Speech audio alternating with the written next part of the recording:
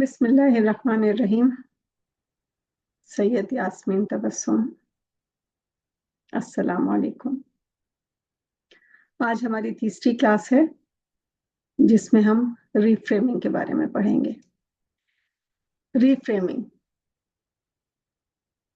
سن کر ہی سمجھ میں آ رہا ہے کہ کسی بھی تصویر کو، کسی بھی بات کو ایک نئے فریم میں ڈھال دینا، ایک نیا روپ دے دینا.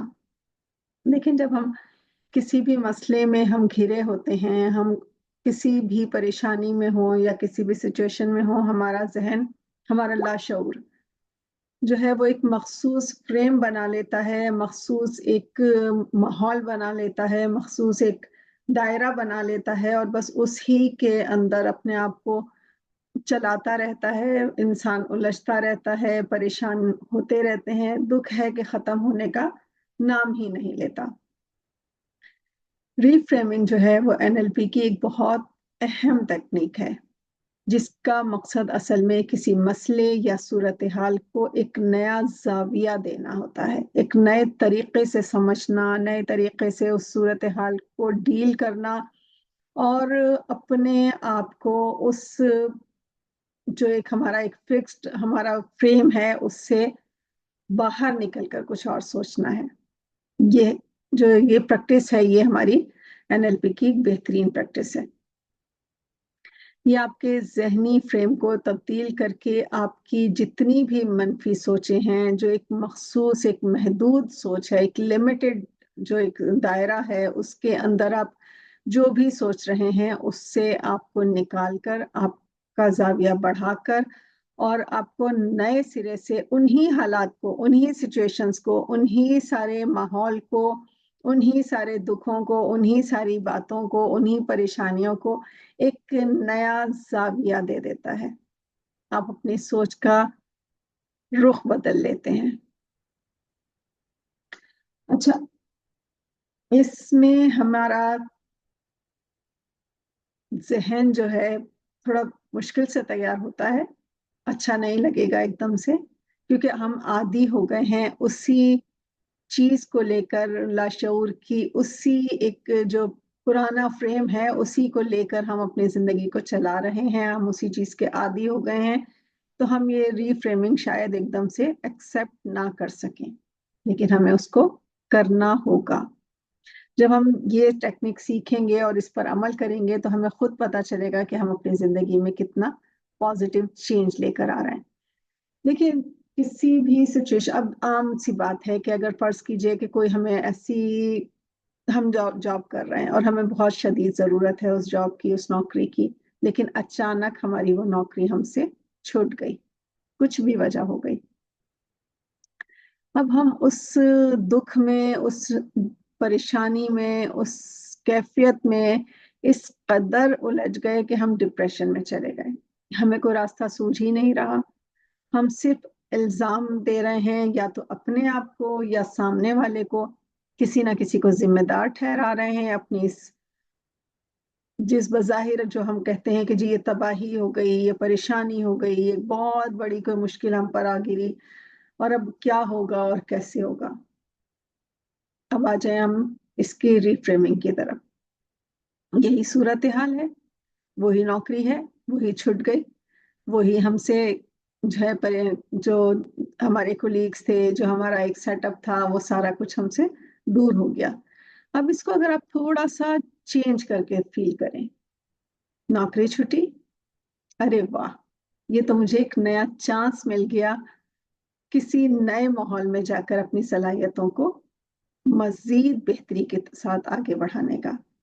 مجھے تو ایک بہترین موقع مل گیا، میں نئے لوگوں کے ساتھ نئی کمپنی بنا سکتا ہوں اور بہت نیا اپنا جو ہے ٹیلنٹ اس میں دکھا سکتا ہوں، کیونکہ اس پرانی نوکری میں میرا کام، میری ذمہ داری بہت لمیٹڈ ہو گئی تھی اور میں بہت تھک جاتا تھا. لیکن اب جو ہے چونکہ مجھے وہاں کا تجربہ بھی ہو گیا ہے، ایکسپیرینس بھی ہے، اور میں اب نئے سرے سے کسی اچھی جگہ پر جا کر بہت پازیٹیو کام کر سکتا ہوں. ہو گیا، سوچ بدلی، ڈپریشن ختم، سکون، خوشی اور اعتماد. ये है असल में रिफ्रेमिंग। देखिए, कोई भी सूरत हाल हो, किसी भी तरह की सूरत हाल हो, उसका सिर्फ एक मतलब नहीं होता कि आप उसको अपने जहन पर तारी करके उसको बस उलझते चले जाएं, खुद से भी उलझें, दूसरों से भी उलझें, माहौल को भी खराब करें। आप उसको फौरन अपने आप को हल्का फुल्का अपने आप को करें, रिलैक्स हो जाएं। कोई भी काम ऐसा नहीं है कि अल्लाह की रजा और अल्लाह की मर्जी के बगैर हो। और फिर अल्लाह ताला ने दुनिया को इतनी महदूद थोड़ी बनाई है, बहुत वसअत है इस दुनिया में।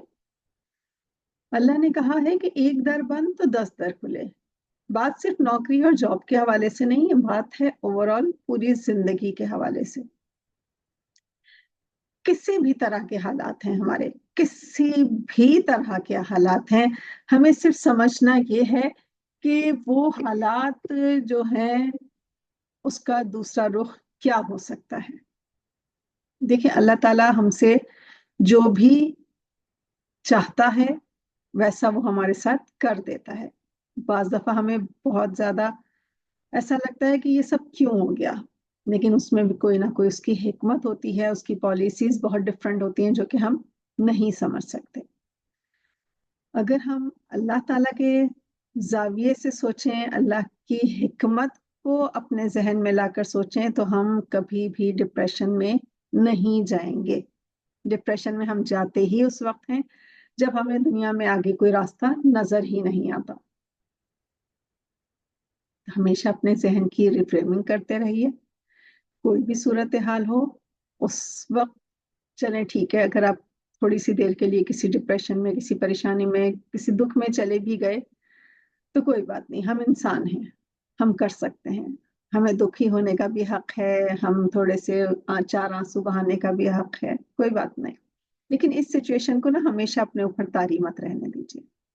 दुनिया बहुत बड़ी है, बहुत वसी है। अल्लाह की हिकमत हमारी अकल और शऊर से कहीं बुलंदी पर है। उसका इंतजार कीजिए, उसकी रहमतों का। चीजों को नए सिरे से सोचना शुरू कीजिए कि अगर ये सब कुछ हुआ है तो इसका पॉजिटिव क्या हो सकता है, हमारी जिंदगी पर इसके कौन से ऐसे मस्बत असरात हैं जिससे हमारी जिंदगी खुशगवार हो सकती है। हमेशा अपने आप को, अपनी सोचों को रिफ्रेम करते रहिए, अपने आप को खुद ही तसल्ली देते रहिए। आप देखिए कि अगर हमने अपने आप में रिफ्रेमिंग की प्रैक्टिस बहुत मजबूती से कर ली ना, तो हम इंतहाई पुरएतमाद हो जाएंगे। बाएतमाद और पुरएतमाद शख्स होता ही वो है दरअसल जिसको रिफ्रेमिंग का बहुत बेहतरीन तरीके से तजुर्बा होता है, बहुत बेहतरीन तरीके से उसको कंट्रोल हासिल होता है इस बात पर। ये कंट्रोल का ही असल नाम एतमाद है। पुरएतमाद रहिए। पुरएतमाद जिंदगी जो है वो कभी आपको गुमनाम नहीं होने देगी, खराब जिंदगी नहीं गुजरेगी, एक बाशऊर जिंदगी गुजरेगी। पुरएतमाद जिंदगी जो है वो आपका इंतजार कर रही है। जरूर तो सोचिएगा, अपनी सोच को चेंज कीजिए, फिर बताइए क्या है। मिलते हैं अपने अगले सेशन के साथ। अल्लाह।